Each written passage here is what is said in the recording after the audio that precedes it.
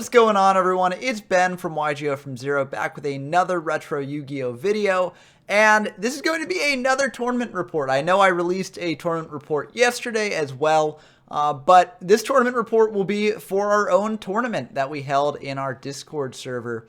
So it was a really fun event, and I actually streamed the finals last night. You can check it out on my channel. It was very cool. The final games were really awesome and a really great showcase of how to both play Stall Mill and play against Stall Mill. So definitely check that out if that's something you've been wondering. But it was a blast, and it was really cool seeing what people brought to the table for this tournament. But before we get into the results of this tournament and the breakdown of what people brought, if you're not subscribed to the channel, please do subscribe. We just hit over 600 subscribers, which I'm really excited about. That was our milestone that I wanted to hit in April, and we managed to do it before the end of the month. So thank you so much for all subscribing. And the next big milestone I'd like to say is 750. So it'd be great if we could reach that next month. And there may be something special that I've got planned if we do reach 750. So definitely subscribe if you're not already. And also, if you want to play in any of the obscure and underexplored formats that I cover in my videos, we have a Discord server. Link will be in the description down below. It's a great place to find games in these awesome formats. And also, it's where we hold these tournaments. So if you want to be in the third YGO from Zero Retro tournament, which will be held next month, then that's the place to be. We should be holding it in Imperial. That is the plan for now. And it's a very underexplored format, and I don't think there's really been a tournament that's been held in it. So now's a perfect time to get into the Discord, start brewing for that, and maybe, prepare to take the whole thing home. And lastly, if you enjoy this video, as always, please do leave a like. It really helps out the channel quite a bit. But with all that out of the way, let's talk about this tournament. So, of course, this tournament was in Yugi-Kaiba format, which is the first format of the game, really, that people play. And it's a really fun format filled with tons of technical play and a surprising diversity of decks. And I think the place where you can best see that is in the deck breakdown of what people brought. So a lot of people have this impression of Yugi-Kaiba that's just sort of like vanilla beatdown decks fighting back and forth. But there's actually a lot of variation, and this deck wheel doesn't even represent the full story, as Format Library doesn't necessarily have all the different deck types in the format, just the ones that are actually viable. So there were actually some additional deck types that I'll discuss after going through the main breakdown here. But I've got a breakdown that includes the additional deck types on my Discord server, so that's a great place to check that out if you want to see it. But for the deck types, the majority of players either brought Ultimate Offering Control or Soul Control. Here it's listed as 6 and 6. I think it's actually more like 5 and 5 based on my counting of it. Some of those decks that I mentioned that I would classify in a different category kind of got lumped in here. But these are both very, very good decks. Yo Control is the newer deck. It's the deck that's sort of playing Ultimate Offering in addition to things like Reaper of the Cards and potentially even Armed Ninja to potentially get pops of your opponent's back row and also act as removal with things like Soul Exchange in the case of Reaper of the Cards. It's a very difficult deck to play and a very new deck on top of that. So people are still trying to figure out exactly, what to do with it. And I think a lot of people just wanted to try their hand at it this tournament and see how it did. It did actually make it into the top cut, but I do think it's something that people will experiment with more in the future, and I expect to see it do better in future events. We also have Soul Control, which is like the classic bread and butter deck of the format. Most people say if you're picking up this format, start with Soul Control, and there's a reason why. Soul Control is easily one of the best decks in the format. It actually managed to win this tournament. And that's just because it can leverage removal through things like Soul Exchange in order to bring out big beaters like Summon Skull. And that's more than a lot of decks can deal with.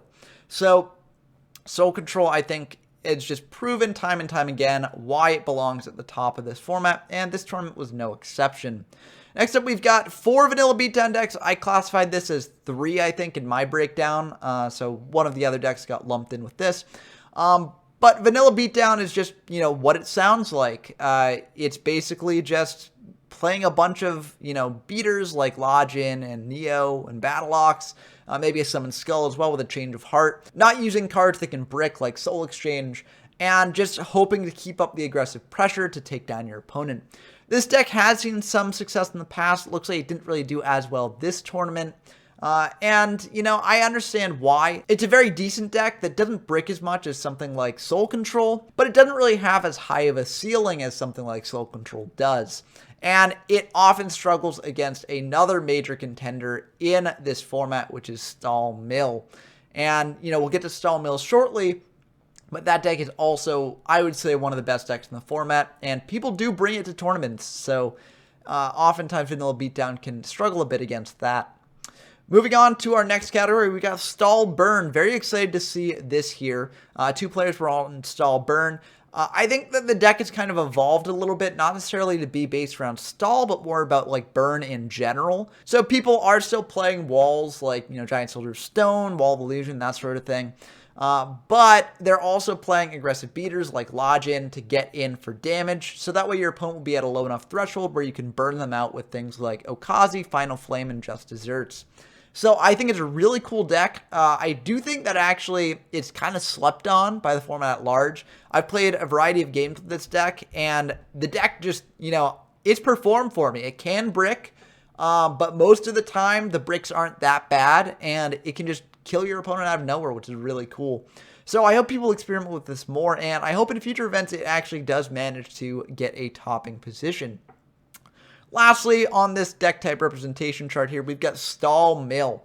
Now, Stall Mill is just what it sounds like. You basically stall your opponent out until their deck is very low, and then you potentially fire things like Card Destruction to wipe out the remaining cards in their deck. And given that this format kind of lacks a lot of removal options, this can be very easy to do. Things like Ultimate Offering are also great at being able to bring out defenders in your battle phase to protect against your opponent's removal and prevent them from making big aggressive pushes. So this deck can be very annoying to deal with. It's not impossible to deal with, and the finals do show that. As Stall Mill did not win the event, but it is definitely a tier 1 deck. And even though only 2 people brought it, one of them did actually manage to make it to finals. So it is a deck that you do have to watch out for, even if it's not the most popular thing out there. Now, the other 2 decks that didn't really get representation on this wheel, but I would count as their own thing, are Fiend Equip, which is basically using Fiend monsters and equip spells like sort of Dark Destruction, Dark Energy, or even field spells like Yami to buff them up and give them an aggressive advantage. There were 2 players on this type of deck, and it's kind of like a rogue deck, so they didn't really see too much success here, but it was cool to see them experimenting with it and trying to push that deck further. And there were also some Worm Control players, so that's basically a deck using a lot of Wicked Worm Beasts, some Ultimate Offerings to keep up the aggressive pressure. And basically, your goal is to like keep bringing out Wicked Worm Beast consistently each turn and getting in for that 1400 damage in a way that your opponent can't really deal with that easily. So I think that deck's really sick. I've got a lot of videos on my channel covering it because I sort of like, you know, was one of the people really pushing for this deck. And I really find it a lot of fun. Like Wicked Worm Beast is one of my favorite cards in Yugi-Kaiba, I'd say. But unfortunately, those players didn't actually manage to get success with the Worm Beast. So cool to see that they're on it. I hope that more people experiment with that in the future. But unfortunately, didn't crack the top cut in this tournament. Some other interesting things that I want to point out here is that actually Wall of Illusion was pretty highly represented in the main deck here. It's just behind Giant Soldier of Stone, and it's actually above Summoned Skull, which is very weird to see. As Wall of Illusion is kind of a card that people go back and forth on. You know, it does have the effect of bouncing an opponent's monster back to hand, which can let you get in for some damage the next turn. But also you kind of want your opponent's monsters to stick on field so that way you can use removal against them, like Fisher. So it's kind of an iffy card. People go back and forth on it. But a lot of people were playing it in this format. And a lot less people were playing Neo the Magic Swordsman, which is weird to see because, you know, having all 3 Lodge-Ins, all 3 Battle Logs, all 3 Neos has been such a consistent part of this format for so long. And it seems like people are starting to cut down on it for some reason. Very interesting to see. I wonder what will come of that in the future. Or, you know, if this was just, you know, more people playing UO Control versus a normal tournament. But I did see people talking about this sort of thing while the tournament was going on, contemplating Neo's place in the format in the future. And of course, you could substitute like Battle Ox here instead. But the 1700 beaters, I guess people aren't really as big a fan of them anymore. I still really like playing a full suite of 1800 and 1700 beaters, but I guess that might be changing in the format, so it'll be interesting to track that development in the future. But now that we've talked about some of the statistics for the tournament, let's dive in to the top decks, and these were pretty cool. So the top 3 had 2 Soul Control lists and 1 Stall Mill list, and I do think that there's some notable things to talk about in these. Starting with GBO's Soul Control list, you'll see that they do have a copy of Wicked Wormbeast here, and I do really like this. Wicked Wormbeast is a card that I'm a big fan of, as I mentioned before. It's really annoying for the opponent to deal with, and I do think that they had some decent success with this card. In addition, I want to point out that they're playing the sort of 4-monster Soul Control build, where they're playing 3 Summon Skull and 1 Judge Man, in addition with 3 Soul Exchanges and Change of Heart. The idea here is that you'll probably brick less on the package if you're playing more pieces of it. That can backfire if you brick on one side of the package and not the other.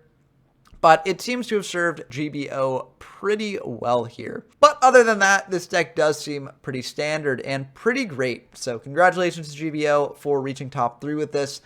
For the second place deck, we've got a Stall Mill deck piloted by DK0, who has actually won a Yugi-Kaiba tournament with this deck in the past, and he almost won this tournament too. He made it to finals. So this is a very good deck, and people need to be prepared to face this sort of deck. As if DK0 doesn't take this to a tournament, other people will. So you've got to be ready to face this deck, and you've got to know how to fight against it. And I do think that, as I mentioned before, the finals that I streamed the other night are a great way to sort of learn how to deal with this deck. Not much really to say here. You can check out my other videos on the Stall Mill deck if you want to see more on this, but it's pretty much the same sort of deck that it has been in the past. And that's enough because it is extremely good, extremely well optimized. And, you know, it's just awesome to see this deck continue to do well because I do think it's a pretty cool deck, even if some people don't like its play style. But moving on to the final deck that I want to talk about here, we've got Danny Droid's first place Soul Control list. And there's some very interesting things going on both in the main and the side deck here. Firstly, in the main, I want to mention the Last Will. Last Will is a really interesting card that people have tried consistently to break in this format.